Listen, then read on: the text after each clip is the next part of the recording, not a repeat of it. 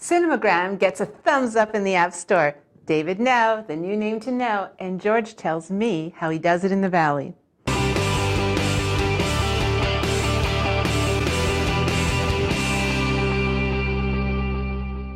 Welcome to VCTV. Hi, I'm Christina, and I'm here with J.S. Cornwallier of Real Ventures. He'll be our new weekly featured guest commentating on the industry. Hey, J.S., how's it going? Hi, I'm doing great. Thanks. So tell us about Real Ventures. So Real Ventures is a $50 million seed fund based in Montreal. We invest in entrepreneurs, partner with them, help them get from the initial stage of a business to market validation. We'll usually deploy between $50,000 and $400,000 in a company as a first investment. We also run an accelerator program called Founder Fuel, which is a program we run twice a year. We usually bring in 10 companies as part of our cohort. And we'll help companies get to, usually some of them will have a product or at least a very advanced concept and idea, and get them to launch and really accelerate their business. So JS, we're hearing a lot about accelerators and incubators being launched. Are there too many out there?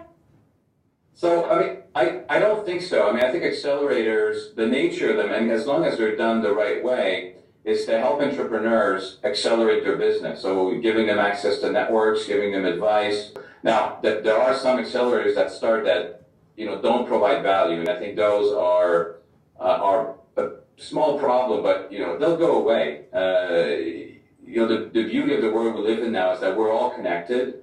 There's Facebook, LinkedIn, Twitter, the entrepreneurs talk to each other, so if a program doesn't do well, and doesn't do well by what they tell entrepreneurs that they're going to do, then they won't last. Is there any talk going out there in Montreal about some of the startups that we need to know about?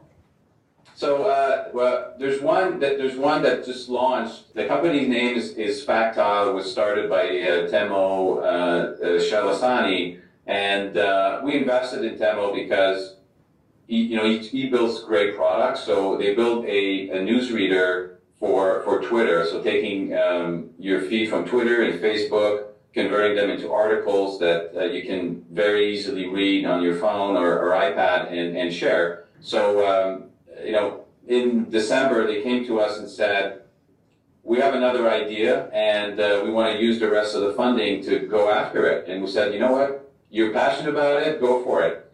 And they built an amazing application called Cinemagram. And basically what the application does is, with 4 clicks, you can basically build an animated GIF. So the whole thing is fixed, but then there's one piece in the image that moves. Sounds like an exciting startup. They're lucky to have you there. And Yeah. JS, we're lucky to have you here every week, but before you go, we're inviting our viewers to send in questions for JS if you have any. If we get them before the Wednesdays, he'll be addressing them soon after. So if you can email us at hello@venturecaptv.com, we'll make sure JS gets the questions, and he'll be selecting a few every week. So thanks for visiting with us, and thanks, JS. It's great having you on our show. Sure, thanks. Thanks, everyone. Hi, I'm here with David No, the new entrepreneur in residence in Iovia Capital. Hey, David. Hi, how are you? I'm happy to show my new card at Inovia. Congratulations. So tell us, what is an entrepreneur in residence? Well, an entrepreneur in residence is an entrepreneur at heart that joins a VC firm and really looks at opportunities from an entrepreneurial perspective. And investment opportunities and how to grow those companies. Now, why Inovia Capital now? They got an A-class team, a great track record for choosing winners, and they bring a lot of value to the companies that they work with. And I love working with companies, and I just felt like Inovia could empower me with so much more to bring to those companies. And the fit was just natural, and I love working with winners, and Inovia's a winner. Now, I'm a big fan of Chris Arsenault and the Inovia team, and you guys are the winners and the leaders in many ways across Canada, and you are the guys who are doing big things in the technology field. But I'm going to pick on you a little bit. Unless I'm mistaken, you've done really well, but there hasn't been too many exits recently. Do you see any changes coming up, or would you like to see changes, or will there be an impact soon? there's been some decent exits, but really they're a lot smaller than the U.S. We don't build huge companies. And one of the reasons why we don't build these huge companies is we get out too early or we get scared. But I think what's needed is really the whole support around them. Quebec, anyways, have a good amount of resources, a good amount of money. They've got a great ecosystem. The guys at Real Ventures and Inovia and the rest of the players out there have done a super good job at building a great ecosystem. But really what we need to try to create a movement within Quebec to get more players involved to help these companies, to grow these companies, to use their contacts, use their channels, use their resources to help companies. And that's very much a Silicon Valley mentality. And one of my driving desires is to make that mentality change within Quebec. So it's all doable. Absolutely. It's all doable. We can do anything. That's right. Well, it's been great chatting with you, David, and we wish you a lot of luck at Novia. They're an excellent team, and I know that they're very happy to have you there with them. So we'll be following up on your stories. Thank you very much. And if there's any companies out there, we want to see their deals. Sounds great. Thanks, David. Thanks. Bye. Bye-bye. I'm here with George Favis, former Montrealer serial entrepreneur who's now out in the West Coast. Hi, George. How's it going? Hi, Christina. I'm doing great. Good to see you. Good to see you, too. So you're on to new initiatives. Can you tell us about it? Sure. Started a new company in January of last year with my co-founder, Jean-Sébastien Boulanger, who's also an ex-Montrealer, called Rewardly. The whole idea behind Rewardly is we're a platform that lets small business owners, entrepreneurs, consultants save money and get group deals on the things that they normally buy. So the idea is a big company gets volume discounts on the things they're buying. Small businesses typically don't, so we let small business owners combine their buying power with other small businesses, in communities that they're a member of, so they can get bigger deals and better discounts as well. Now, you headed Smart Hippo when you were back here. Were there any lessons learned from Smart Hippo that you brought on to Rewardly?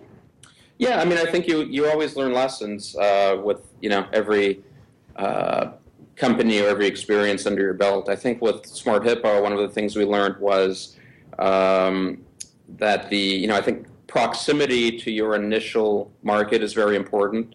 So with Smart Hippo, we were doing a U.S.-focused company based out of Montreal. We thought we could do it, and it can work, but in reality, I think there's a very, very heavy price you pay being more removed from your initial early user base. The other thing we've learned is just the importance of user experience in the product development process. When we came down here, we were part of Dave McClure's 500 Startups Accelerator for 12 weeks in Mountain View in Silicon Valley.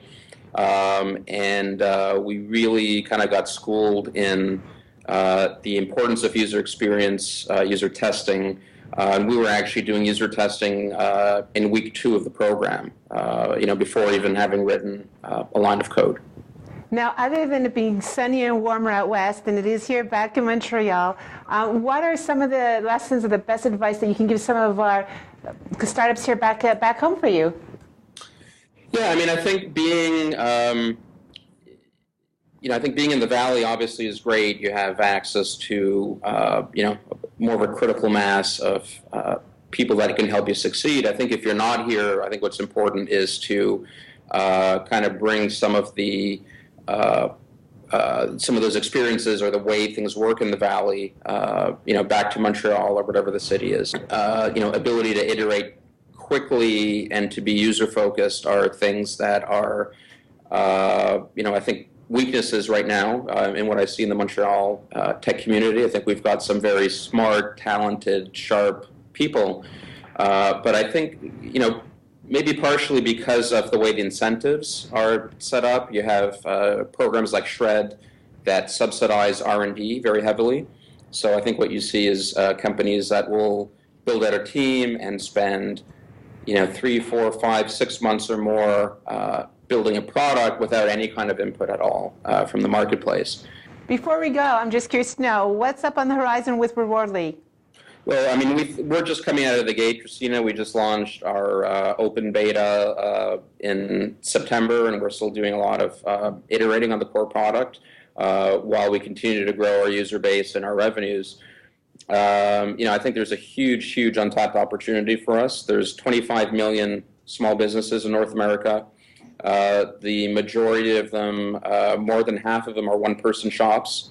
So they're not getting any kind of deal or discount on the things that they buy. So I think you're going to see us launching a variety of different tools and products and services to help these people save money. I think small businesses are the drivers of the economy, and we think that these businesses are spending it's about $4 trillion a year in spending. So we think that we have a very big opportunity to help them save money and to also insert ourselves into these transactions and take a cut out of them. Well, it sounds like you have exciting times ahead of you, and we're really glad to have caught up with you. So enjoy San Francisco, come back, and cheer for the Habs once in a while when you're out there.